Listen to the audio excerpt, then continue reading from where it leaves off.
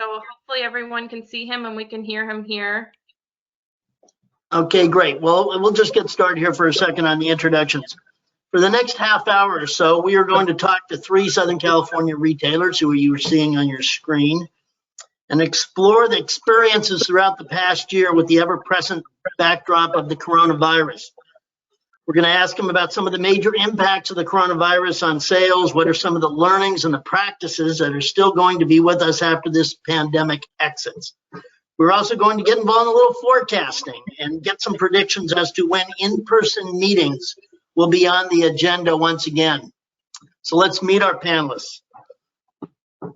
Paul Diedzik is the Director of Produce for Bristol Farms. He started in the retail business as a box boy at his neighborhood Bel Air store in the 1980s. He quickly moved into produce and then moved up the ranks, becoming a produce manager and merchandiser for Raley's. At the end of the 90s, he and his wife and their 2 kids took a detour to Hawaii for a couple of years, where he worked on a coffee plantation and marketed the biggest new thing, dragon fruit. In the early 2000s, he rejoined Raley's, working in the warehouse and quality control. Next stop was a 4-year stint at Scolari's Food and Drug in Nevada, where he rose to the Director of Produce. He joined Whole Foods as a produce coordinator in 2015 and then moved to Bristol Farms in October of 2019 as the Director of Produce. Welcome, Paul. Next is Paige Venable, who was the floral director of the 52-store Vallarta supermarket chain. Paige launched her career in retailing in the floral department of a Marina Del Rey store. A Ralph store in Marina Del Rey. Though she claimed she was the wrong person for the job, the store manager saw her potential and hired her. Paige stayed with Ralph's for 7 years before moving to Whole Foods in 2006. She stayed with Whole Foods for a dozen years, progressing from store level to the headquarters and eventually assuming the top floral position in Southern California. In 2018, she took her 20 years of experience to Vallarta and has been reimagining that chain's floral presentation ever since. Our third panelist is Ryan Sanchez, the produce sales manager for Albertsons and Vons stores in Southern California. He started as a box boy in a Vons store in Eagle Rock in 1994, and 26 years later, he's still with the chain. He has extensive experience in both produce and floral. He rose to produce merchandiser during his first 15 years with Vons, and over the past decade, he was the floral merchandiser and then floral sales manager. So we have 2 floral people on our panel and 2 produce people in reality. A few days before the pandemic hit, Ryan moved into the produce sales manager role. Welcome, Ryan. So we do have Paul's audio on at this point? Yes, we do.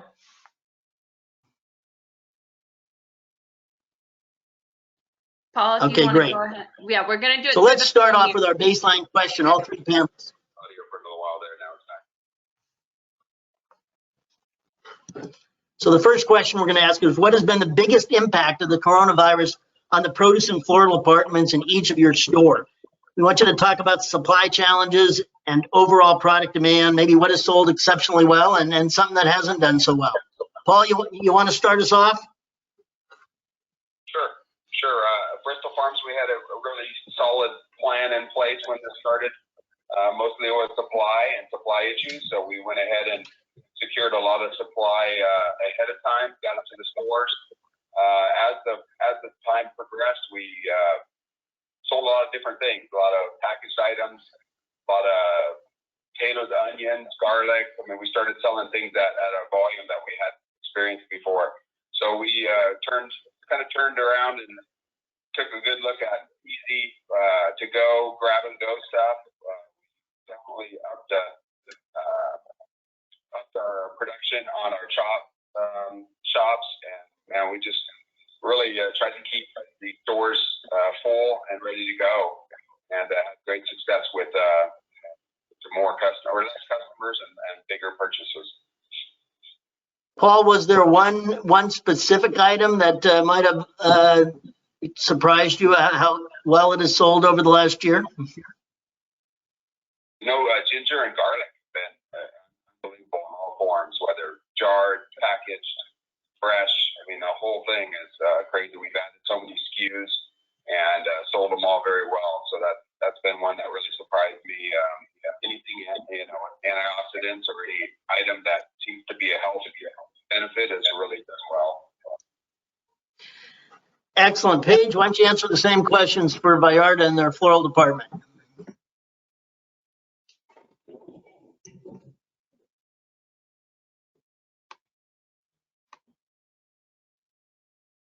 You probably have to unmute yourself in the bottom left-hand corner. There we go, Paige. Thank you. Couldn't unmute. For us, floral was really, we sort of went straight to a stop at the beginning of the pandemic. I was really building our program and it really sort of folded overnight. I think in the midst of a pandemic, at the beginning, there was nobody that was interested in floral. And the industry as a whole really had a rough time. It was a real struggle, but then slowly over time, just before Mother's Day, everybody remembered that floral was important. And so, sales shot quickly right back up to the levels they were before. And then after Mother's Day, they absolutely went into what the entire industry had been experiencing in the beginning, which was these, elevated sales in food and stuff. So suddenly floral joined the ranks. And, as far as our big surprise item, it's been plants, house plants, and herbs, anything that you can get in the ground. I think people have really learned to enjoy the outdoors more, and there's been a lot of planting going on. And really, that has been our big winner. House plants, can't get enough of them. Has there been any particular item that didn't do well? Really, once everything picked back up, there really hasn't been a dead item. Obviously we reduced SKUs in the beginning, so it's really hard to tell, but we haven't had really any dogs. Excellent. Ryan, over to you. You have a little bit different situation as you have over 300 stores. How was the same question, but how were the supply challenges for you? Mute.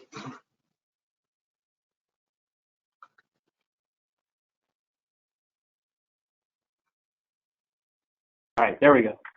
All right, so yeah, for us here, it was sort of like what Paul said. We had a solid plan to make sure we got enough product to get to our stores to keep them in stock. I'm working with our distribution center here, but during that time frame, we did have to work with other suppliers that we normally don't work with just to keep our stores in stock. And then when looking at a category level in store and what's done very well through the entire pandemic, organics have just gone off the charts for us. Organic veg and fruit, anything with immunity, vitamin C. So you're talking citrus, berries, even tomatoes, immunity shots. Immunity shots are just off the charts right now, and I don't think that's going to stop anytime soon. I think people are worried about wanting to stay healthy. So all of the immunity shots continue to do well for us. Potatoes, I'm sure Paul saw this too. Potatoes just off the charts. Like Paul said, garlic. And I'll tell you one thing, Tim. One thing that shocked me was, bag produce, grab and go, all that stuff did very well. And previously, prior to the pandemic, we hadn't carried any bag stone fruit. But we decided to get into the fun in June. We brought in some bagged peaches and nectarines just to see how they were going to do. And they did extremely well. They did so well in the first couple of weeks, we ended up keeping it for the entire season. So anything with in a bag, grab and go has done extremely well for our stores here. And has that experience gone throughout the whole year? Is it or is it changing at all? No, it's still going on. I don't think it's going to stop anytime soon, to be honest with you. I think it's going to continue on for the rest of this year and could be even possibly into 2022. But we'll all get smarter as we go, though. Let's explore the advent, or not the advent, but the increase of online sales and maybe advent of curbside sales, curbside pickup, and third-party shopping such as Instacart. That changes the dynamic a little bit. They're trying to buy a little differently. How does that work? Paige, tell us about your experiences. Are these groups buying flowers, the ones that are shopping online? You know, for us, Instacart is new for us at Vallarta. So, you know, it's sort of a new experience. You know, while I was at Whole Foods, Instacart was pretty big. There is not a huge amount of floral Instacart sales, but I think, you know, when you're talking about the newer shopper, the younger shopper, people who are more in tune with the way that the world is now, I mean, online shopping is just sort of a natural reaction. It's a natural extension of sort of the Amazon world. So, you know, we as an industry, I think, have been a little bit slow to embrace that, and I think that this really has pushed us over the edge into that. You know, as far as floral, we make sure that in our Instacart offerings, we're offering like the best of what we can offer, and that we can be sure that what they see is what they get. It's very different. Obviously, we all know we're in a perishable field, we're in a perishable industry, and each apple isn't going to look the same, and each rose isn't going to look the same. So we have to really make sure that what we're offering on these platforms is exactly what the customer is going to get. So that's kind of, like I said, you know, Vallarta is a little bit, you know, we're just literally coming on to this type of shopping, so it's new for us, but we're learning to adapt. You know, we're seasoned people, and we're learning how to kind of roll with this change. Ryan, did online shopping, did that explode for Vons Albertsons? Yeah, it did. I'll tell you, just like, you know, everything else, you know, did extremely well and blew up for us. But if there was one thing that has grown the most, it is our e-com business. And I'm going to tell you right now, it's not going to stop. It's going to continue to grow. Obviously, when this pandemic is, you know, over, you know, yeah, more customers are going to go into stores, but they're still going to shop online. I mean, they're still going to get into e-com. I think even more so as we continue to move into the future, just because, you know, customers, you know, a lot of customers just didn't realize how easy it is. I think some people are intimidated by doing e-com and online shopping, but obviously through the pandemic, they were pretty much forced to try that. And with doing so, I think they realize how easy it is. And I think customers are going to continue to do that as we continue to move forward. So yes, I do think they will end up coming back to the stores, but they will as well as order online as they have been lately. Paul, how about you? Does Bristol Farms have a robust online e-commerce program? We sure do. Kind of like Paige, we were building at start of the year and really improving the atmosphere and the offerings. And we couldn't get it up there fast enough. It's almost like a whole nother store, top store for us in sales. We've really been amazed on our IS guys have been busy just around the clock, adding items, making sure we're set with offerings. And the shoppers in the store is one of the most mind-boggling. You can be in the store at 7 a.m. and you could be surrounded by 12 people shopping, and you're like, wow, this is interesting for this neighborhood, and it's all Instacart shoppers grabbing stuff and out the door. And you know, it's wonderful that we can have that environment due to the times that we're facing. So it's been a huge expansion for us, and I don't see it changing much. I think people are getting used to staying home more and cooking more and having that what I would call advantage of just having stuff delivered. But wow, what a mind-boggling, you know, eye-opening event. It really has been. And Paul, has that grown since the beginning of the pandemic, or did it get to a level, a high level, and just level off for the last 6, 7, 8, 9 months?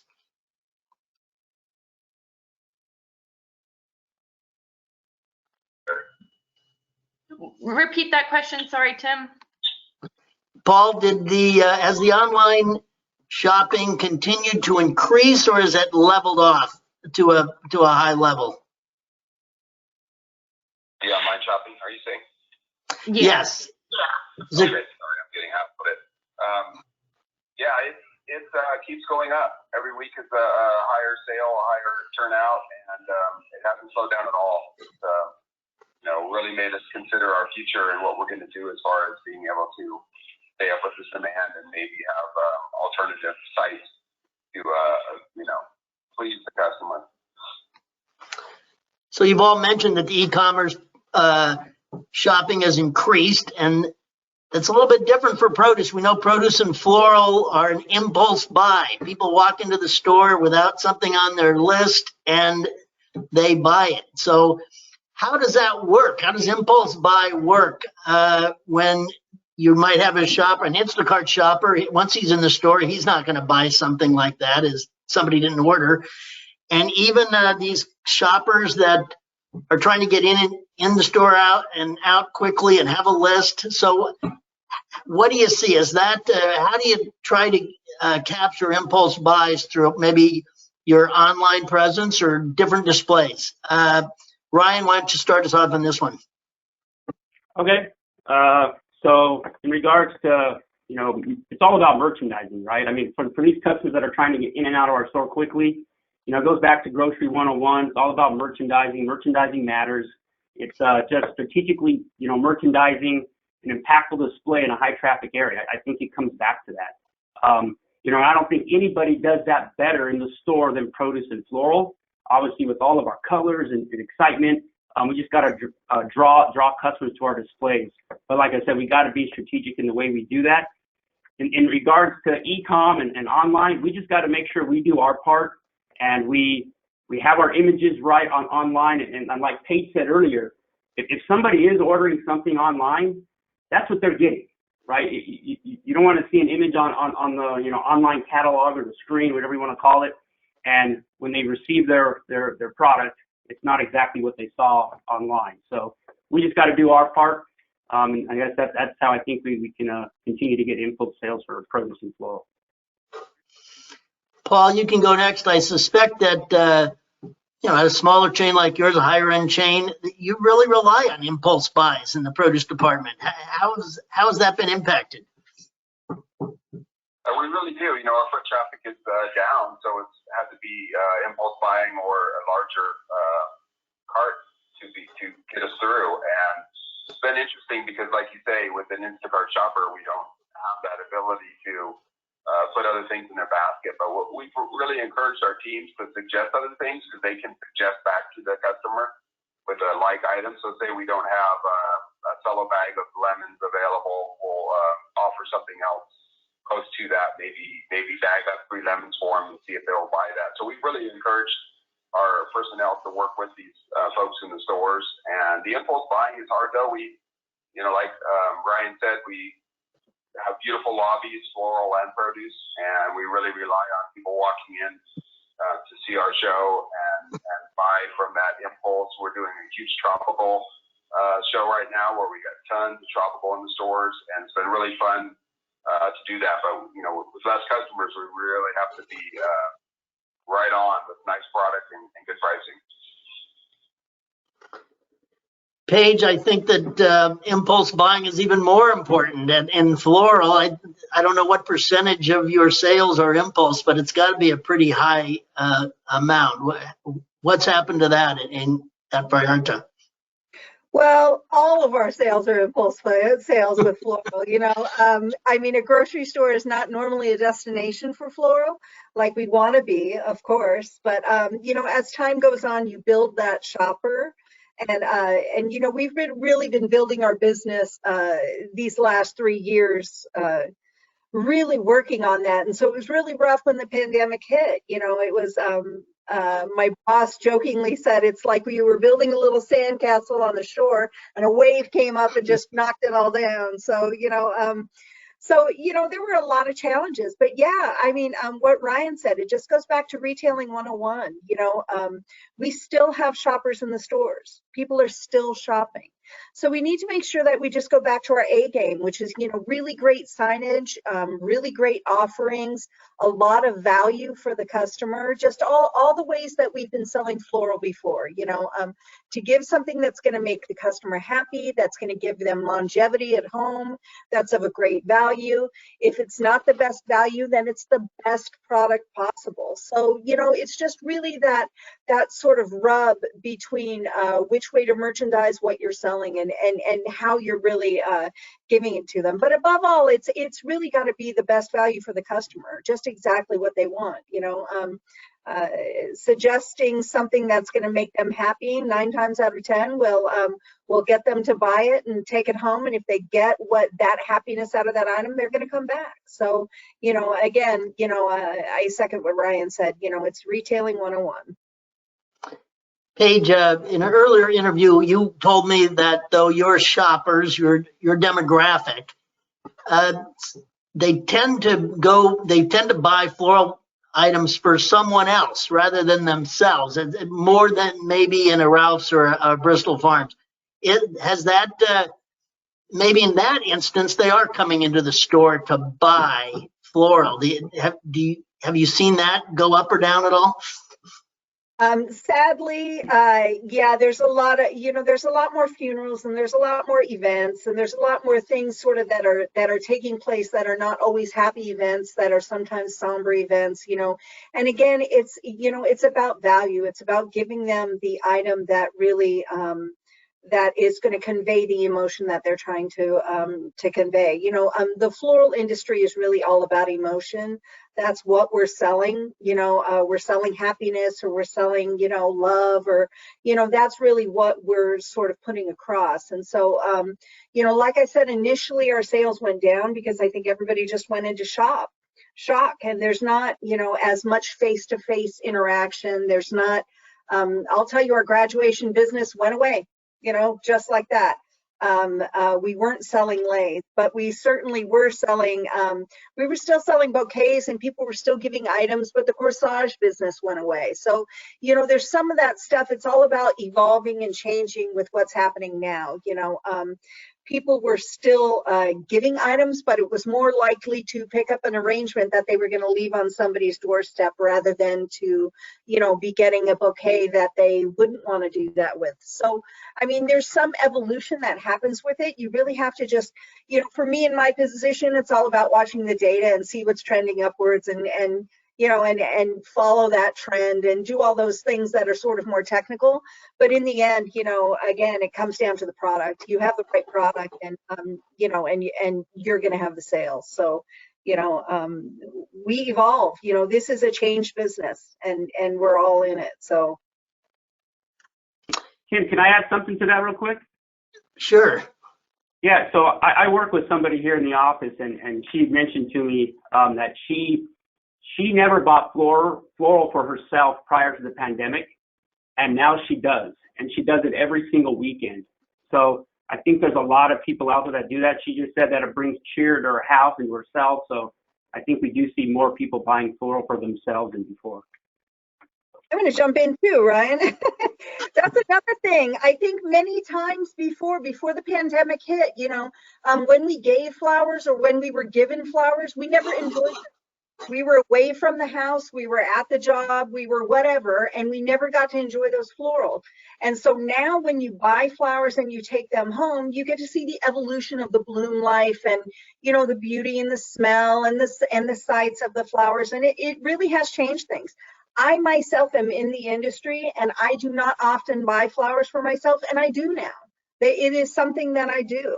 So it really, I think it's really sort of changed the way that we look at that purchase and the way that we look at that gift, and again, it has to be quality. Nobody wants to buy something. You buy something, you take it home, it dies the next day, you're not gonna repurchase. So it always comes back to that whole thing, highest quality purchases available to be able to give to our customers. It always goes back to that key item, so.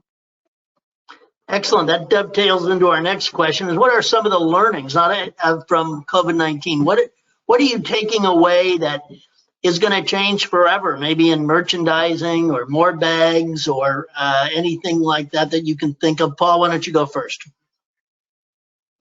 Yeah, so I mean, some of our learnings have been really carrying SKUs that we never carried before, offering a lot of sell-o bags, quick grab-and-go items.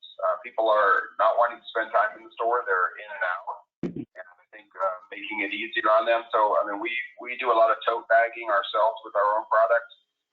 I got that from Whole Foods in my career, and they were already established at Bristol, but we're doing maybe 10, 20 times more individual totes.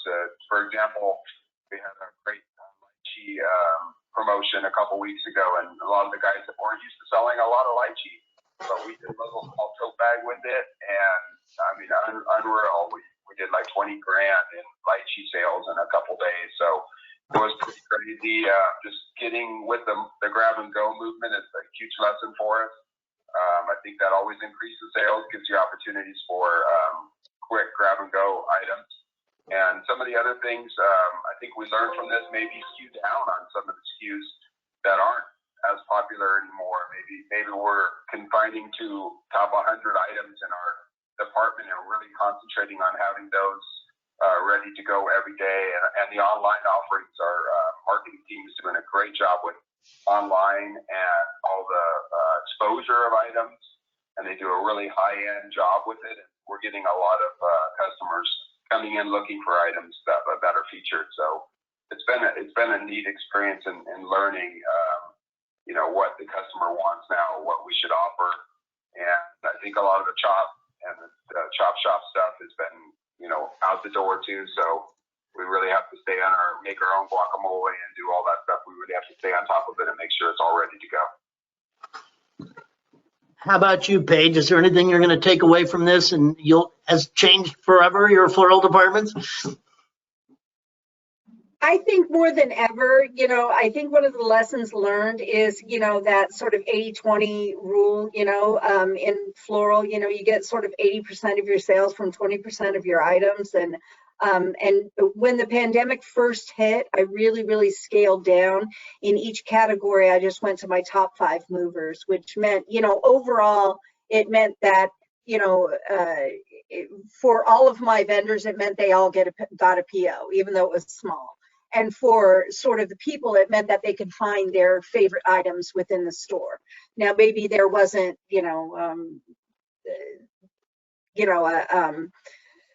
three planting cactus in a pail. Maybe there wasn't that, but there were all the top items were still available. And really, coming out of the pandemic, it really, really has me sort of scaled back to what really our core items are, and being mindful about what I add into that mix.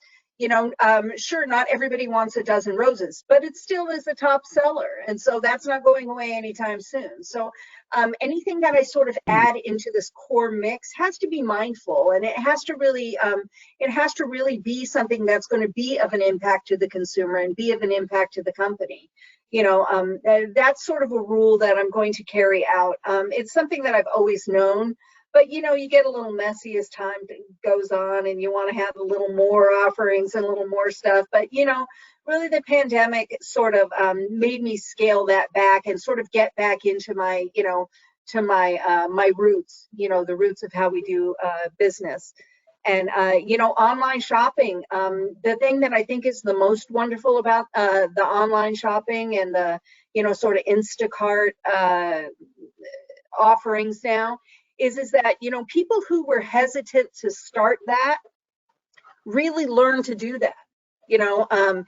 Grandmothers and grandfathers and people who were sort of outside of the, of the growing up with computers really learned how to do this, and it stopped being scary for them. So that's something that's really going to endure. And I think that us as an industry, we're not going to see that. Not only are we not going to see that go away, we're going to see that trend upwards. So, so really going into that, it's really making sure that for me in the floral industry, that what I am doing is I'm adding things to that platform that are just the right thing. The right thing at the right price, so I can get that sale. So that's really those are the things that I think are really going to stay for me. Paige, have you had an opportunity to compare February 14, 2020 sales with February 14, 2021 sales? I have. Yeah, we did very well this year. Not only did we have a 94% sell-through, which is absolutely huge, we had a 40% increase year over year. I mean, that's just, it's just amazing that in the midst of the pandemic that people have sort of gone back to this thing. It's kind of like, you forget how much that really makes somebody feel good to give them something like that. So. Yeah. So it's fantastic. It was a fantastic year. Fantastic year. Ryan, how about you? What's the top learnings from COVID-19 that you are going to keep as you move forward past the pandemic, hopefully sooner than later? Yeah, I'll touch on what Paul said. So going back to the bagged produce, having anything in bags, clamshells, grab and go, that will all continue to do well. Another thing is obviously with this whole social distancing and 6 feet apart, we're just going to be more mindful of how many shippers and displays we have on the sales floor. So it's a cleaner and easier shopping experience for the customers. It's easier to get in and out of the department and the store. So those are the things that we're going to be taking away as we continue to move forward. I see. So let's talk about the suppliers that are out there watching this webinar. So this past year, you guys haven't had face-to-face meetings, or very few of them. Presentations via Zoom, I suppose. Are you going to go back to what you did before, or do you want the suppliers to interact with you in a different way? Let's see. Ryan, you can start on this one. Yeah, I'll go back to face-to-face meetings yesterday if I can. Right? I mean, I think you can't replace that interaction when you're in person, the atmosphere in the room. You just can't replace that. I think as we move forward, yeah, we're going to have face-to-face meetings, but at the same time, I think now that over the past year, we've all done these video calls and Zoom and so forth, we know it's there. So if we need to have a quick meeting with somebody in another state or a grower in another country, we can get on a Zoom call and knock that out real quick. So I think we've learned that we can do that, and it's something that we can use to our advantage as we move forward. So yes, let's do face-to-face starting tomorrow. Paul and Paige, do you agree with that? Anything to add to that? Yes, I will say this, I have vendors I've done business with for a very, very long time. I know their product in and out. And so through the pandemic, it's been really easy. They send me a photo and a price and I yes or no it. But, nothing, I still need to have quarterly meetings with these people. I still need to, I'm so eager to get out to an expo or to get it back into the community of the people who, basically embraced me and raised me. I'm really, really eager to get back to normal. Yeah, I'm going to agree with Ryan on that. The meetings are priceless, face to face. The handshake, the personal touch of knowing your vendors or your suppliers is huge. And for me, I go a step farther, even on the local farms that we visit, those kind of tours, getting the guys from the stores out to meet some of these farmers and have that relationship straight to the store has been a huge disappointment or loss for us.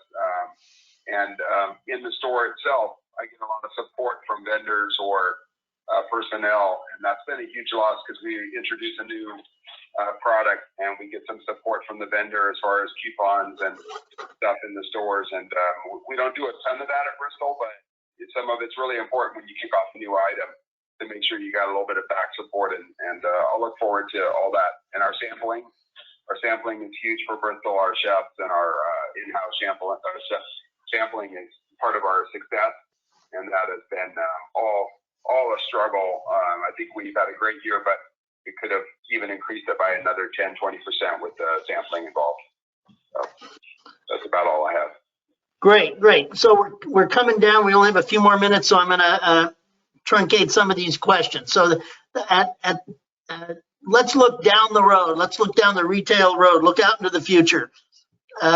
what do we see in the retail? What's the store going to look like? I think, Paul, when I talked to you earlier, and you guys have all talked about SKUs, maybe there's going to be fewer SKUs. Maybe there's going to be more. Bigger stores, smaller stores. What about hubs for e-commerce? Are all your e-commerce people going to go to one store? So let's each of you take a few minutes and talk about that. And Paul, we'll go right back to you. Yeah, that's, I mean, interesting as we move forward, because I think some of these things are here to stay. I definitely think that we have to adjust and make that reality for us. We have to have the hub where we supply the product and get it out faster, or make it easier for these Instacart shoppers. Maybe drive-through windows are going to occur in some of the stores, so they already are, but I think our stores, we don't have a lot of that yet, but you've seen pharmacy do it in a few years past. I think we might go to that too, where people don't have to get out of their car and don't have to go in all the time. People are getting used to that. I won't say they got lazy, but being home is nice. So even as a worker, we're allowed to have a few remote days a week, and it's been nice. I mean, you can find your rhythm and get stuff done at home and not have to, especially in LA and that commute and all those things that we do. But I think we'll have different size stores for sure. I think I talked to you about a smaller model that carries maybe the top 50 items in produce, and the in and out shop is going to be kind of a new format where some people don't like the big store walk. And then we'll still have the big store for variety and beauty and display, and floral lives on that display as much as produce. So we really need to have that store where you can walk in and see what you're buying or what's new. So that's not for me. Excellent. Paige, what do you see? Yeah, I said it before, this is a change business. I think that there's going to be a lot more of this drive-through shopping. I have ideas for our chain for next year to do sort of a drive-through model. I think that it's going to be all sorts. It's going to be a hybrid of sorts. I think that this hub idea is really, really good. People are able to purchase and then just drive up and get what they want. I like the drive-through idea.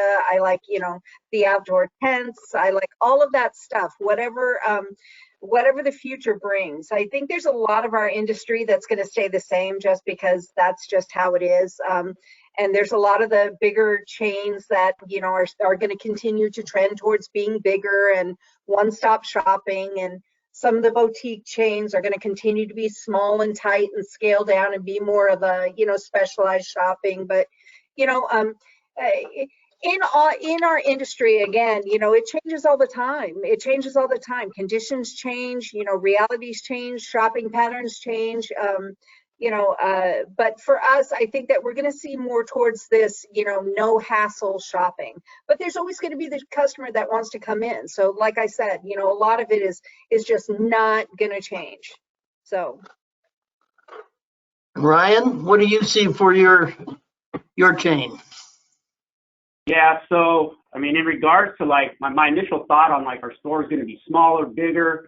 My initial thought would be smaller, but I don't know. I mean, I think the buildings have to be bigger, but maybe the sales floor is a little smaller because they're going to have to designate a certain amount of space for a fulfillment center as its e-com business continues to grow. So that's really how I envision the stores looking at the future. The hubs are like, Paul and Paige said that's huge. I think that just makes it easier for everybody. I mean, to have a hub, it's obviously going to create less distraction inside of a store, so they can just go to the hub and not distract the stores or the employees in there. And then you mentioned something on SKU count. I can tell you for us, we're not going to reduce SKU count, but that's always the nature of our business, right? We're always going to get out of something because we want to bring in some new items, innovative items. At the same time, the DC isn't getting any bigger. So in order for us to bring in some new items and try new things, we have to get out of some items, right? So that's just how I think our SKU count's going to go as we continue to move forward. But yeah, I mean, Paige said it. I mean, we're in the business that's ever changing, and we have to change with it, or we're going to be in trouble if we don't. So we just got to adapt. So yep, that's what I got. Well, very good. We're moving up to the 1 o'clock hour, so we're going to have to let you guys go. That was a good time. I wish we had another half hour. And now we're going to throw it back to Don. Thank you, though, for your participation. All right. Hey, thank you, Tim, for moderating today. And thank you, Paul, Ryan, and Paige, for all of your insight and for taking the time with us. Much appreciated. Before we end today, Emma, isn't it appropriate we give away another $100? So let's spin the wheel, and this one's sponsored by Torn and Glasser. So let's see who the winner is, Emma.